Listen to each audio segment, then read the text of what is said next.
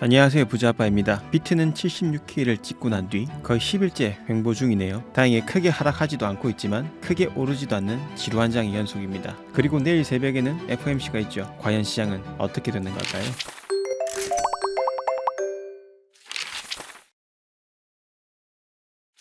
비트가 힘을 못 쓰며 투자자들에게 답답한 시간을 선물해주고 있습니다. 이 와중에 크립토 퀀트의 주기영 대표는 향후 6개월에서 12달 동안은 하락장이라는 트윗을 올리며 투자자들한테 불안감을 주고 있어요. 화면의 데이터를 보시면 이 빨간 선이 나타난 뒤에는 하락장이 왔었다고 주기영 대표가 말하고 있죠. 대체적으로 이 빨간 선이 나타나고 난 뒤에는 하락장이 온 것은 맞습니다. 그런데 오히려 이때는 빨간 선이 나타난 이후에 오히려 상승장이 시작되었죠. 즉 참고는 해야겠지만 이 데이터 하나만 가지고 이제부터 사이클이 끝나고 6달에서 12달 동안 하락한다고 보기는 좀 어렵지 않을까요? 주기영 대표는 이 글을 올리기 4일 전만 하더라도 아직 약세장이 아니라고 해놓고 4일 만에 바로 말을 바꾸었단 말이죠. 올해 1월에는 이번 강세장이 역사상 가장 길어질 거라고 언급했는데 너무 빠르게 말을 뒤집는 게 아닌가 싶습니다. 제가 드리고 싶은 말씀은 참고는 하되 다른 근거들도 봐야 된다는 겁니다. 자, 여기까지는 다른 영상들에서도 이런 비슷한 얘기를 했을 거예요. 그래서 지금부터는 다른 이야기를 해보겠습니다. 주기영 대표 말고도 이제부터 하락장으로 갈 거라는 의견들은 정말 많았습니다. 그중 많이 나온 이야기가 차트가 깨졌다라는 말인데요. 차트를 보시면 비트가 일봉상 역배열 구조를 만들고 있는 게 보이실 겁니다. 혹시나 잘 모르시는 분들을 위해 말씀드리면 이동평균선이 역배열되어서 이런 캔들이 이동평균선 아래에 위치하고 있으면 하락 추세라고 인지하기도 하는데요. 물론 이 말은 일정 부분은 맞고 일정 부분은 틀립니다. 왜 그럴까요? 작년에 비트코인이 역배열이었던 이 자리를 보시면 캔들이 이동평균선 아래로 다 내려왔잖아요. 그런데 비트는 여기 저점을 찍고 나서 계속 상승해 사상 신고점을 갱신했습니다. 그럼 여기도 역배열이었었는데 왜 하락장이 안 왔냐는 거죠. 미국 대선이 남아있었기 때문에요? 아니면 반감기 이후 얼마 안 지나서요? 물론 이유가 될 수 있겠지만 제가 드리고 싶은 말씀은 이평선이 역배열 상태라고 해서 참고는 할 수 있겠지만 무조건 하락한다 라고 볼 수는 없다는 말씀을 드리고 싶은 겁니다. 그럼 조금 더 넓게 해서 차트를 한번 볼까요? 비트코인 3일봉입니다. 이렇게 보면 아직 이평선은 정배열을 이쁘게 잘 유지하고 있는 걸 확인할 수가 있습니다. 심지어 데드크로스 하나 나지 않았어요. 비록 이 빨간색 이평선이 아래로 내려오고 있지만 아직까지도 꽤나 이격도가 있는 상태죠. 그럼 주봉으로 보면 어떨까요? 이평선들의 간격을 보시면 아직까지 굉장히 넓습니다.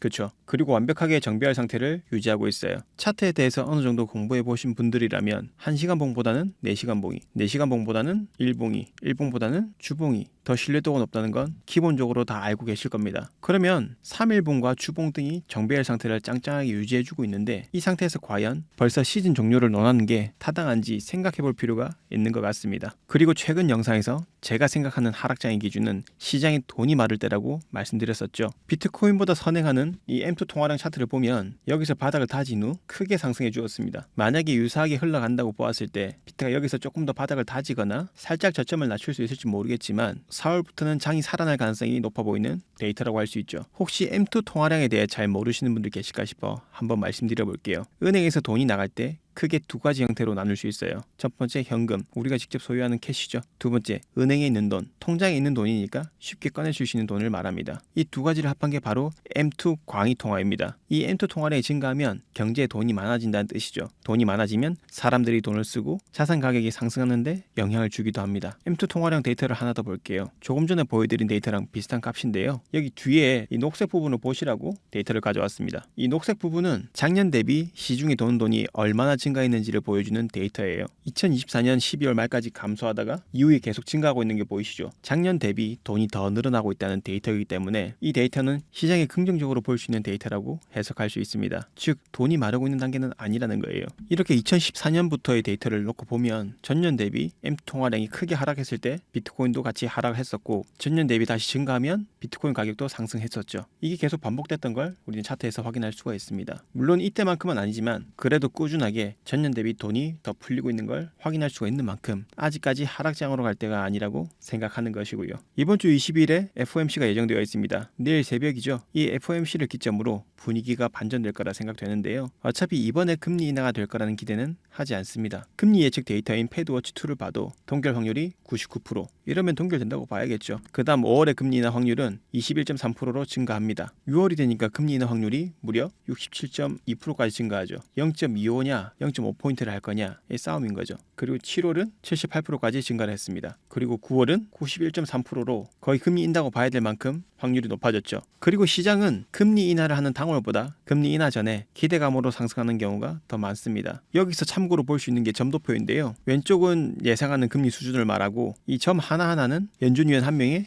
금리 예측입니다. 이런 식으로 점들이 많이 모이는 자리가 대체적인 합의 지점이라고 보시면 되는데요. 9월은 3.0에서 3.5 정도에 가장 많이 몰려있고 12월은 3.75가 가장 많죠. 그리고 내년 3월도 비슷하고요. 즉 중간값을 도출해보면 이 지점 정도가 나올 것 같습니다. 그러면 지금보다 금리를 약 1% 정도 더 떨어뜨려야 되는데요. 정확하게 몇 프로까지 떨어뜨릴지는 봐야겠지만 올해 금리 인하로 인한 유동성 공급을 기대해봐도 좋다라고 정리할 수 있겠습니다. 그리고 작년부터 올해 초까지 중국의 M1 통화량도 급격하게 증가하고 있는 중입니다. M1은 사람들이 바로 사용할 수 있는 돈을 나타내요. 현재 이 자금은 금으로 엄청나게 몰려들고 있는 것 같습니다. 실제로 이런 유동성의 주입은 비트코인이나 금, 주식 등이 좋다고 하는데요. 이 유동성의 영향을 받아서 금값이 사상 최고치에 달하고 있죠. 아마도 중국이 이런 돈 풀기가 한몫했을 것 같은데요. 아직까지 비트코인 가격에 대한 영향 미비하지만 돈이 풀리고 있다는 건 어쨌든 비트코인에 긍정적으로 작용할 가능성도 높아질 거라 기대해 볼 수 있겠죠. 즉 미국이고 중국이고 글로벌 M2 통화량이니 M1 통화량이 등 말은 복잡하게 했지만 간단하게 정리하자면 앞으로도 시장에 돈은 계속 들어온다 정도로 이해하시면 되겠습니다. 그럼 아직 상승장이 남았다는 기대를 충분히 할 수 있겠죠. 하지만 이럴 때도 시장에 관심을 가지고 체크하면서 따라붙어야 나중에 장이 살아날 때 감을 유지할 수 있다고 생각합니다. 요즘처럼 거래소 들어가 보기 힘든 분들을 위해서 제가 매일매일 비트코인 시황과 주요 이슈에 대해서 텔레그램에서 남겨드리고 있으니까 들어오셔서 활용하시면 되겠습니다. 입장 방법은 고정 댓글을 확인해주세요. 또한 중국과 더불어 아시아의 세계적인 금융 강국인 일본도 암호화폐에 대한 자본이득세를 기존 55%에서 20%로 낮추는 법안을 추진 중에 있다는 기사가 있습니다. 이 내용은 제가 작년에도 다루었던 내용이라 꾸준히 제 영상을 봐오신 분들은 기억하실 것 같습니다. 본문 내용을 보면 현재 일본의 집권당인 자민당이 암호화폐 자본이득세를 20%로 낮추고 디지털 자산을 별도의 자산 클래스로 분류하는 주요 규제 개편을 추진하고 있다고 했습니다. 이 제안은 작년 11월에 통과된 일본의 경제 부양 법안을 기반으로 하며 이번 달 31일까지 대중의 피드백을 받고 암호화폐 세제 개편을 약속하고 있어요. 이게 왜 중요한지 알려면 일본의 주식 투자와 암호화폐 투자의 차이를 이해할 필요가 있습니다. 위에서부터 차례차례 보실게요. 주식은 자본이득세, 암호화폐는 종합과세죠. 수익이 많으면 많을수록 최대 55%까지 부과됩니다. 예를 들어 10억이 수익이면 5억 5천만 원을 세금으로 내야 하는 거죠. 그럼 고액 투자를 하는 입장에서 암호화폐 투자가 주식보다 매력도가 떨어질 수 있어요. 그죠? 그런데 이 세율을 주식과 동일하게 맞춘다? 그러면 일본 투자자 입장에서는 포트폴리오를 훨씬 다각화할 수 있어요. 그리고 일본 주식은 기본 매수 단위가 큰 종목들이 많습니다. 그럼 암호화폐에 비해서 큰 초기 자금을 필요로 하겠죠. 하지만 암호화폐는 만원, 10만 원도 투자가 가능하기 때문에 투자자들의 부담이 덜하겠죠. 외에도 시장 접근성이나 여러 면에서 주식보다 메리트 있는 점이 많지만 저 세율의 압도적인 차이로 일본의 암호화폐 시장이 폭발적으로 성장하지는 못하고 있어요. 그럼 이 세율을 낮추는 것만으로도 일본 투자자들의 자금이 크게 유입될 수 있습니다. 그럼 세금 할인은 언제 시행될까요? 아마 세금을 낮추기로 확정이 되면 적용은 2026년부터 될 가능성이 높아집니다. 그럼 올해는 해당 사항이 없지 않냐라는 생각이 들 수 있죠. 그런데 올해 매수를 해서 내년에 매도를 하면 매수 시점이 아니라 매도 시점을 기준으로 세율이 적용되니까 낮아진 세율을 적용받을 수 있을 겁니다. 그럼 투자자들 입장에서는 암호화폐 시장에 대한 매력도가 올라가기 때문에 유입이 가속화될 가능성이 높아지겠네요. 그리고 지금 알트들 사기 좋잖아요, 솔직히. 그리고 신규 투자자 입장에서 보면 지금 알트코인이 많이 빠져있는 이때가 가격적으로 메리트가 있잖아요. 그렇기 때문에 유입이 가속화될 가능성이 높을 수 있겠죠. 즉 간단히 말해서 이렇든 저렇든 시장 수요는 앞으로도 계속 증가할 것이다. 그리고 수요가 증가하면 당연히 자산의 가격은 높아질 가능성이 높아진다 정도로 이해하면 쉬울 것 같습니다. 오랜만에 요약할게요. 주기영 대표가 하락장이 온다고 했지만 그동안의 발언을 봤을 때 완벽히 신뢰하기는 어렵겠습니다. 일봉상 비트가 역배열이라고 해서 무조건 시즌 종료라고 보기는 근거가 약합니다. 비트코인과 암호화폐가 상승하고 하락하고는